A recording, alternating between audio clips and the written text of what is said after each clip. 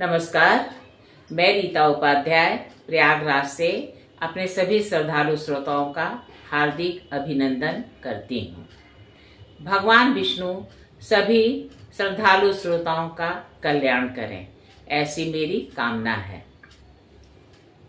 पापांकुशा एकादशी 2 अक्टूबर की रात 7:10 शुरू होकर 3 अक्टूबर की शाम 6:32 तक रहेगी।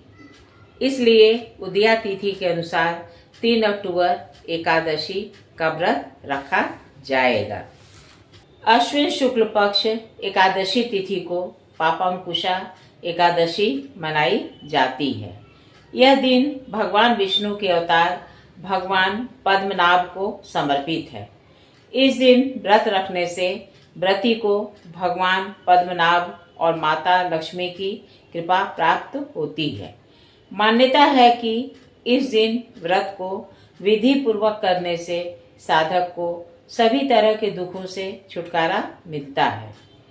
पौराणिक कथा के अनुसार विंध्य पर्वत पर रहने वाले क्रोधन नाम के शिकारी ने जीवन भर हिंसा किया था। उसने बहुत सारे जीवों को शिकार कर मार डाला था। मृत्यु निकट आने पर वह महर्षि अंगिरा के पास गया और अपने कृत्य पर पश्चाताप करने लगा।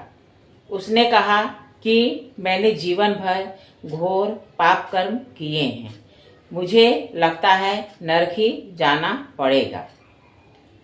महर्षि अंगिरा ने उसे पापांकुशा एकादशी का व्रत करने को कहा। इस व्रत को करने से उसके सभी पाप नष्ट हो गए और वह विष्णु लोक गया। पापांकुशा एकादशी का व्रत करने के लिए प्रातः ही सुबह उठकर स्नान करना चाहिए और पीले वस्त्र पहनकर व्रत करने का संकल्प लेना चाहिए।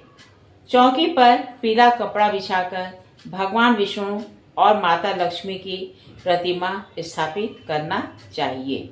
फिर चंदन का तिलक और पीले फूल अर्पित कर भगवान की पूजा करनी चाहिए। देशी घी का दीपक जलाकर आरती करनी चाहिए और व्रत कथा का पाठ करना चाहिए। इसके बाद फल और मिठाई का भोग लगाना चाहिए। गरीबों को अन्न, धन आदि चीजों का दान करना चाहिए। अगले दिन प्रातःकाल ब्राह्मण या गरीब को भोजन कराकर व्रत का पालन करना चाहिए। इस दिन तुलसी मंत्र, जाप, दीपदान और भोग में तुलसी दल अर्पित करने से साधक को धन धान्य और सुख समृद्धि की प्राप्ति होती है। व्रत के दौरान केवल फलाहार ही करना चाहिए। भगवान विष्णु की पूजा के साथ साथ उनकी व्रत कथा और विष्णु चालीसा का पाठ भी करना चाहिए। कहिए मेरे श्रद्धालु श्रोताओं, मेरे द्वारा कही गई व्रत की संक्षिप्त विधि और संक्षिप्त कथा आपको कैसी लगी? अगर अच्छी लगी हो तो कृपया से लाइक और सब्सक्राइब कीजिएगा। नमस्कार।